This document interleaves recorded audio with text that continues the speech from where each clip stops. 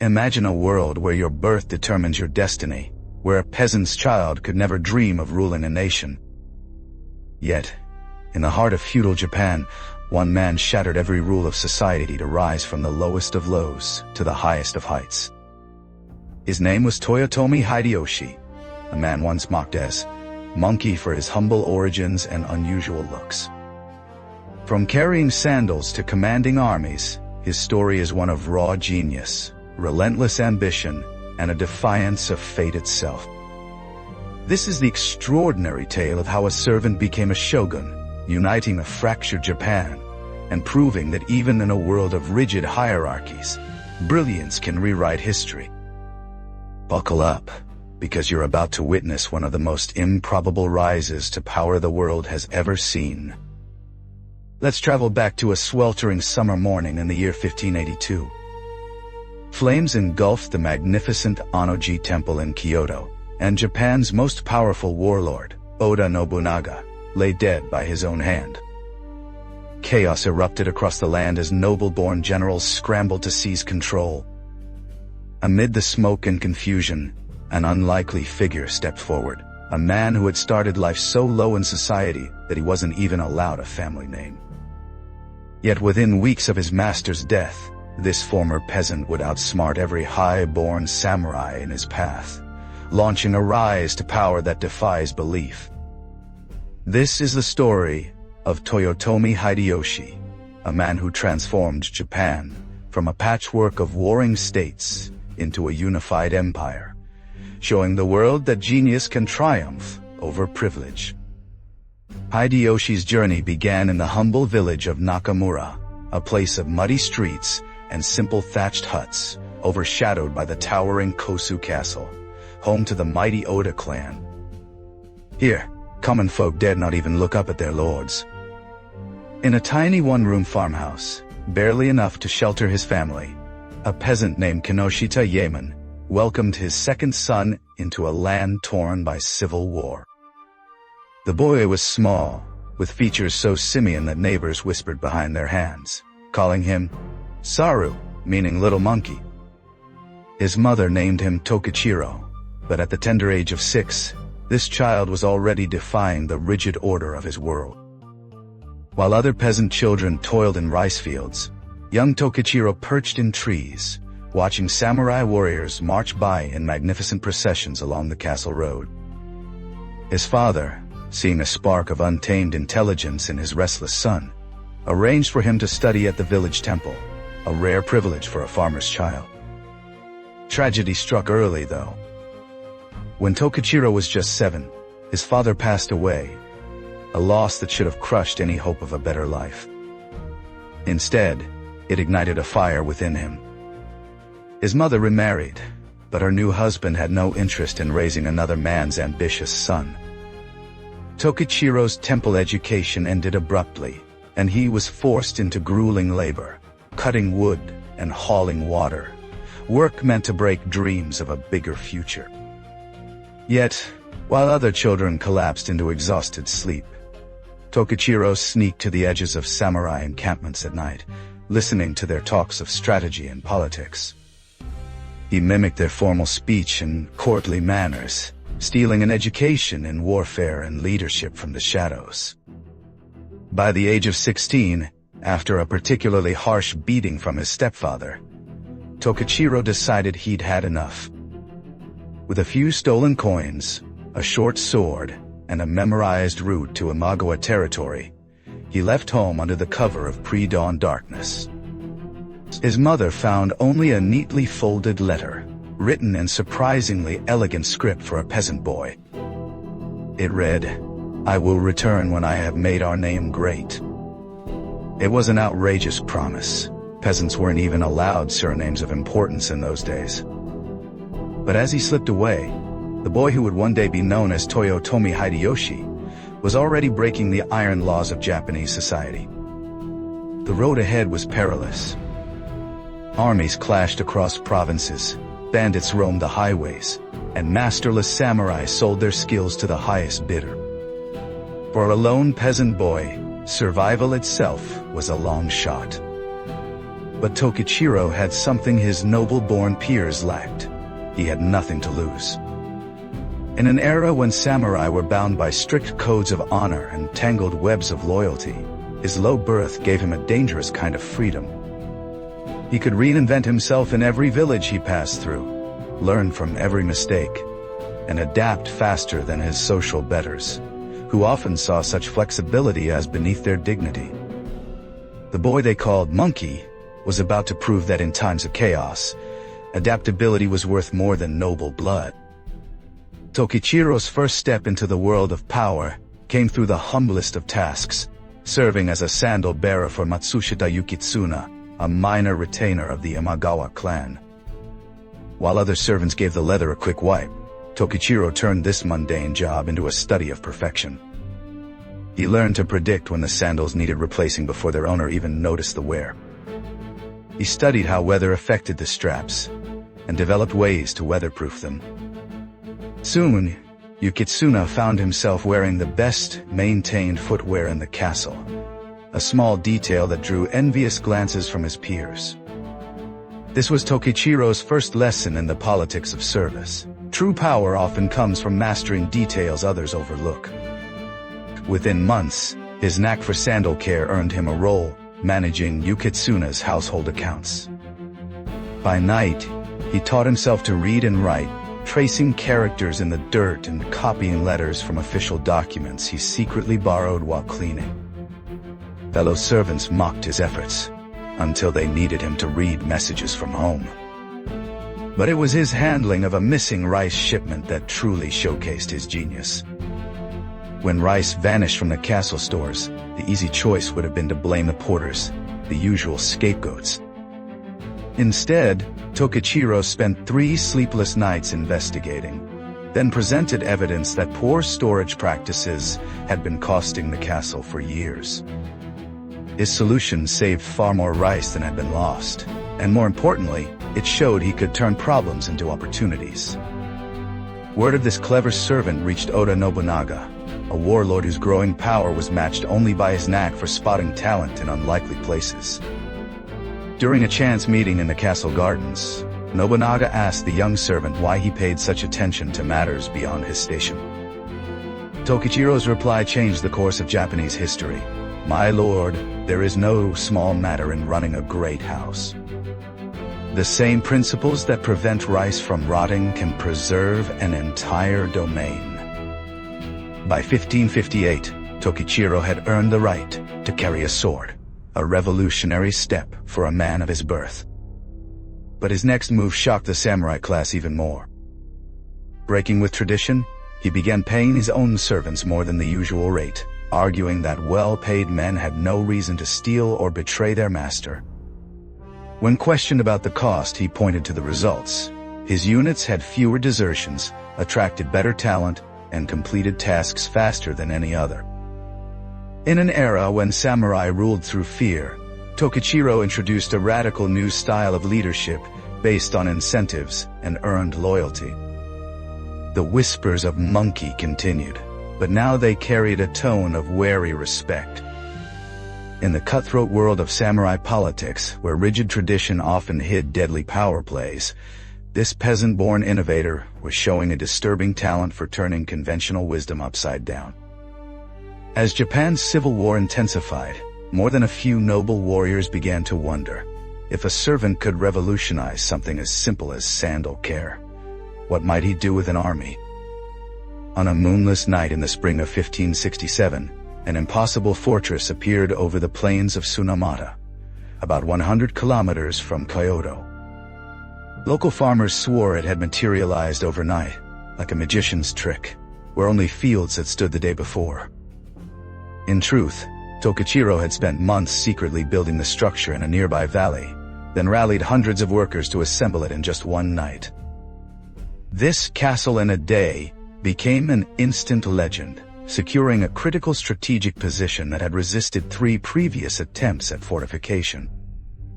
While other commanders focused on battles, Tokichiro was waging wars of psychology.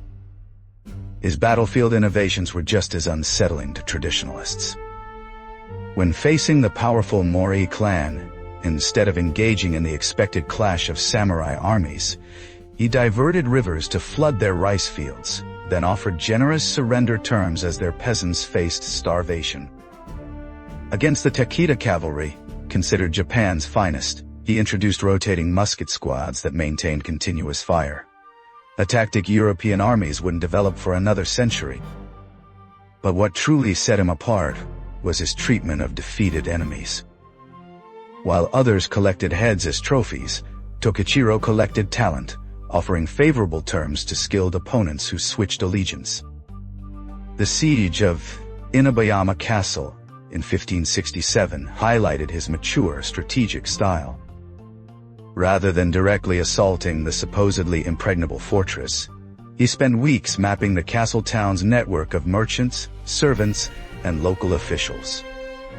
Through careful cultivation of these civilian contacts, he learned of a hidden mountain path deemed too treacherous for military use. While the castle's defenders watched the main approaches, Tokichiro led a hand-picked force through the impossible route under the cover of a summer storm. The castle fell without a major battle, and its lord was so impressed by Tokichiro's ingenuity that he became one of his most loyal vassals.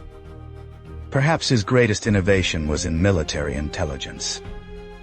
Breaking samurai tradition, he recruited women, merchants, priests, and even traveling performers as informants, creating Japan's first systematic espionage network. He often said that those who entertain are invisible to the powerful. Through these unconventional agents, he gained unparalleled insight into the web of alliances and rivalries binding Japan's warring domains. By 1582, the former peasant had become Nobunaga's most trusted general, commanding armies that dwarfed those of his noble-born peers. His methods were studied and debated across Japan, though few grasped their core principle. In an age of rigid hierarchy, flexibility was a weapon. He would need every ounce of that flexibility on the morning of June 21, 1582, as smoke rose from Anno-ji Temple. With his master dead, the man who had spent a lifetime preparing for unlikely opportunities faced the greatest gamble of his career. The fate of Japan hung in the balance, and the peasant's son, who had learned politics by polishing sandals, was about to bid for control of an empire. When Akechi Mitsuhide's troops surrounded Anno-ji Temple, most believed they were witnessing the birth of a new regime. Mitsuhide, a noble-born general of ancient lineage, had chosen his moment perfectly. Nobunaga was isolated, virtually unguarded, and by sunrise, he was dead. But Mitsuhide overlooked one critical detail. Tokichiro was 4 days' hard march away, besieging a distant castle with the bulk of Nobunaga's army, roughly 150 kilometers from Kyoto. By any military logic, this should have made Tokichiro irrelevant to the succession crisis. Many of his own officers advised that their force was too far to influence events in the capital. But Tokichiro turned distance into a weapon. While other generals wasted days gathering intelligence and weighing alliances, he ordered an immediate forced march that his own men thought impossible. His army covered the ground in less than 2 days, arriving so suddenly that Mitsuhide's supporters initially reported it as a phantom force. The Battle of Yamazaki that followed was a masterpiece of psychological warfare. Rather than waiting to gather full strength, Tokichiro attacked with his exhausted advance units, creating the illusion of an overwhelming force through clever use of dust clouds, banner movements, and the afternoon sun. Mitsuhide's troops, still celebrating their coup, found themselves facing an enemy that seemed to appear from impossible directions. The battle turned into a rout, and Mitsuhide was killed by bandits while fleeing, a death so ignominious that many saw it as divine judgment. Military victory was just the beginning.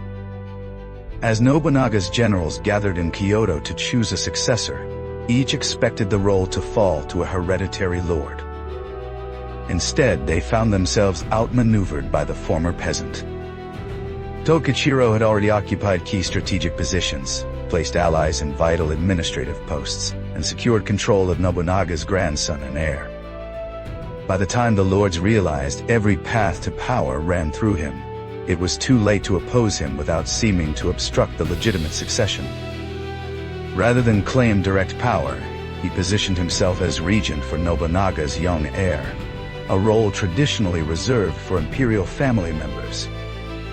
When critics objected that no commoner could hold such a position, Tokichiro produced a family tree claiming descent from an obscure branch of the noble Fujiwara clan. The document was likely fabricated, but by the time anyone could challenge it, he had cemented his authority through marriages, adoptions, and strategic appointments. In less than 3 years, the man once mocked as Monkey had become Japan's paramount warlord. But greater challenges lay ahead. The country remained fractured, with powerful lords maintaining near independence in their domains. Commerce was stifled by internal barriers, and in the capital, the ancient imperial court eyed this common-born upstart with alarm. Japan's new ruler would need more than military genius to forge a unified nation. He would need to reinvent the very fabric of Japanese society. In 1588, Hideyoshi issued a decree that shook Japan to its core. All swords, spears, bows, and muskets were to be surrendered to local temples, where they would be melted down to create a giant bronze Buddha.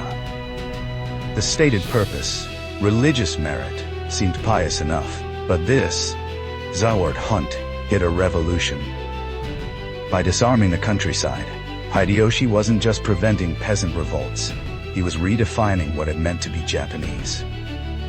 Farmers would farm, merchants would trade, and only samurai could bear arms. With one edict, he drew clear lines between social classes that would endure for centuries. This was statecraft on a scale Japan had never seen. While his predecessors merely conquered territory, Hideyoshi reshaped the nation's human geography. Merchants were moved to castle towns, creating urban centers of commerce.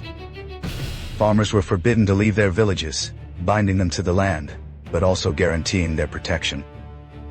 Most radically, he ordered a comprehensive land survey of the entire country, a feat even the ancient imperial court had never achieved.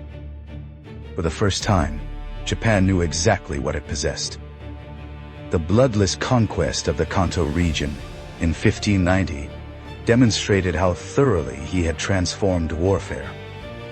When the powerful Hojo clan refused to submit, Hideyoshi mobilized an army of 220,000, the largest force Japan had ever seen. But what stood out was its composition. Engineers and construction units made up nearly a third of the force. They built bridges, roads, and supply lines at unprecedented speed, turning the campaign into a display of logistical might. Faced with this organizational power, the Hojo surrendered their fortress of Adawara without a significant fight. Osaka Castle rose as the physical symbol of his new Japan. Its massive stones, some weighing over 90,000 kilograms, were transported from quarries hundreds of kilometers away using an intricate network of canals and purpose-built ships.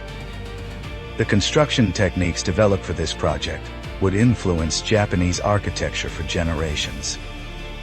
But the castle's interior revealed Hideyoshi's true vision. Alongside traditional samurai quarters, he built lavish chambers for merchants and craftsmen. The castle became a symbol of a Japan where power flowed not just from the sword but from commerce, culture, and administrative excellence. His most subtle innovation was transforming the tea ceremony into a political tool.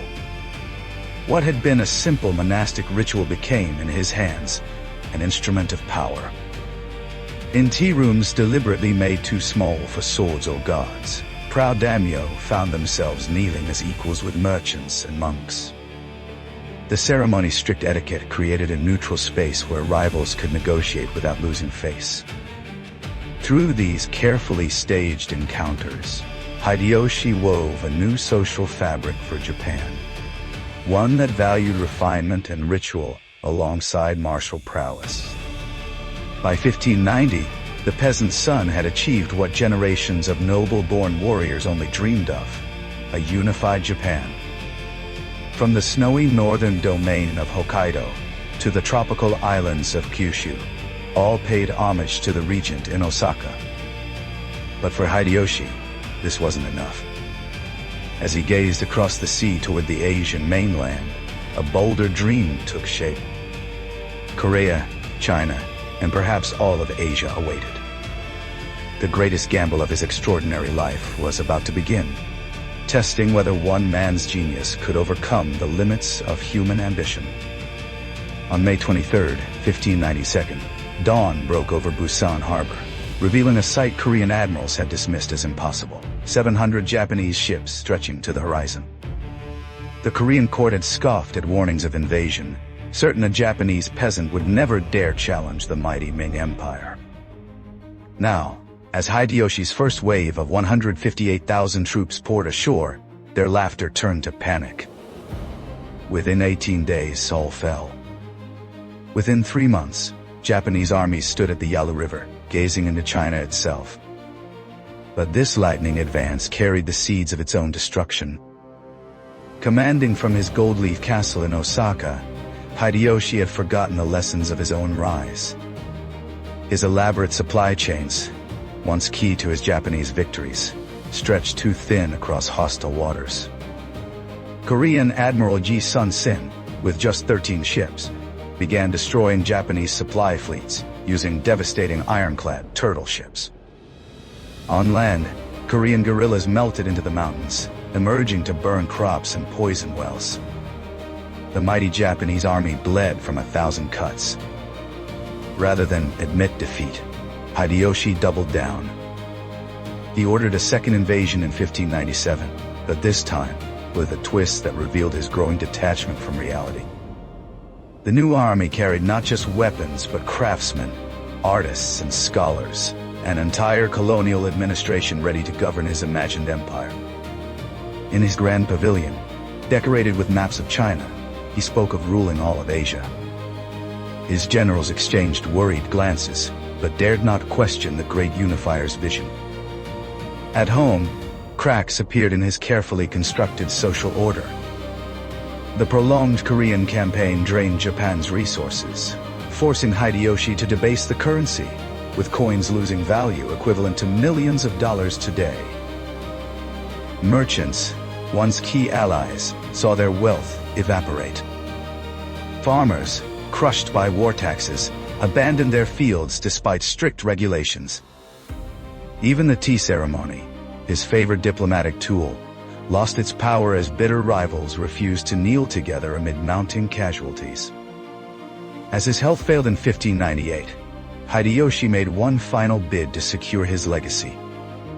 He assembled his most powerful generals and made them swear a blood oath to protect his 5-year-old heir, Hideyori. The generals solemnly vowed on their family honor, even as their minds raced with calculations of advantage. Among them stood Tokugawa Ieyasu, whose own rise from obscurity had been aided by Hideyoshi's example. As they watched their dying lord fuss over the elaborate ceremony, few doubted Japan's next great power struggle was already brewing. Hideyoshi passed away on September 18, 1598, as his armies retreated from Korea. In his final delirium, he was heard arguing with the ghost of Nobunaga, insisting a peasant could indeed build an empire. His last official act was to order the Korean campaign continued, as if defying death itself to halt his ambitions. Within 5 years, the Toyotomi clan would fall to Tokugawa Ieyasu, and Japan would enter 2 centuries of self-imposed isolation. The age of impossible dreams was ending, but perhaps that was fitting. After all, what could be more impossible than a peasant boy rising to rule Japan? The stone walls of Osaka Castle stood silent as the last flames of the Toyotomi dynasty flickered out in 1615. Young Hideyori, the heir for whom Hideyoshi had extracted so many vows, chose the same end as Nobunaga, ritual suicide amid a burning castle. Even as the Tokugawa shogunate erased the Toyotomi name from official records. They governed Japan through institutions Hideyoshi had created. His land surveys became their tax base, his social classifications evolved into their rigid class system, and his merchant networks transformed into their economic foundations. The peasant who rose to rule Japan had left fingerprints too deep to erase. In the centuries that followed, Hideyoshi became more than a historical figure. He emerged as Japan's ultimate symbol of social mobility in an age that increasingly rejected the concept. Merchants kept his portrait in their warehouses, whispering prayers for success. Peasants told tales of the monkey king who outsmarted the nobility. Even the Tokugawa, who destroyed his heir, found themselves measured against his standard of leadership. When American warships forced Japan open in 1853, ending its isolation, many Japanese leaders looked to Hideyoshi's example for inspiration. How had he transformed a medieval kingdom into Asia's first modern state? How had he balanced tradition with innovation, power with legitimacy, ambition with stability? Today, tourists snap photos before the rebuilt Osaka Castle, few realizing they stand at the crossroads of Japan's most remarkable life story. The castle's golden dolphins, gleaming against the sky, still proclaim Hideyoshi's defiance of social boundaries. But his true memorial lies not in monuments, but in the fabric of Japanese society. Every time a student from humble origins enters a prestigious university, every time a corporate maverick challenges traditional business practices, every time an outsider rises through talent rather than connections, they walk a path one audacious peasant carved through the bedrock of privilege over 4 centuries ago. In the end, Hideyoshi's greatest achievement may not have been unifying Japan or revolutionizing its social structure, but proving that the established order could be challenged by wit, will, and work. In a world still grappling with questions of merit versus privilege, mobility versus stability, his life offers a powerful reminder. Sometimes, the most qualified person to reshape a system is the one who had to master its every detail on the way up from the bottom. Consider the final irony. The peasant boy who wasn't allowed a surname now has his story preserved in Japan's most prestigious museums, while the nobles who mocked him are largely forgotten by history. Perhaps in that fact alone lies the most fitting epitaph for Japan's most unlikely military genius. He made the impossible, for one brilliant moment, inevitable.